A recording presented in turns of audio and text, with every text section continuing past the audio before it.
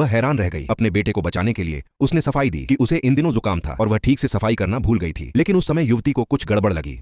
उसे हमेशा लगता रहा कि बिस्तर के नीचे कोई है। जब उस आदमी का पता चलने ही वाला था, तभी लड़की को अचानक उसके पिता ने बाहर बुला लिया। इस तरह वह आदमी बाल बाल बच गया। इसके बाद उसकी मां ने उसे वहां से निकालने की कोशिश की। यह जानकर कि सबसे अमीर परिवार यात्रा पर जाने वाला है, उस आदमी को एक मौका सूझा। वह इस मौके का फायदा उठाकर अपने भाइयों के सामने शेखी बघार सकता था। फिर वह तहखाने में वापस गया और उसने अपने सारे दोस्तों को फोन किया। उसने कहा कि वह इस अमीर परिवार का दामाद है। उसने उन्हें अगले दिन अपनी विला में आने को कहा। अगले दिन जब अमीर परिवार निकला तो महिला के दिल में एक बुरा सा एहसास था और जैसा उसने सोचा था, जैसे ही वे गए उस आदमी ने दरवाजा लात मारकर खोला और ऊपर आ गया और उसने अमीर परिवार का नेम प्लेट भी हटा दिया। उसी समय उसके सारे दोस्त भी विला के दरवाजे पर पहुंच गए।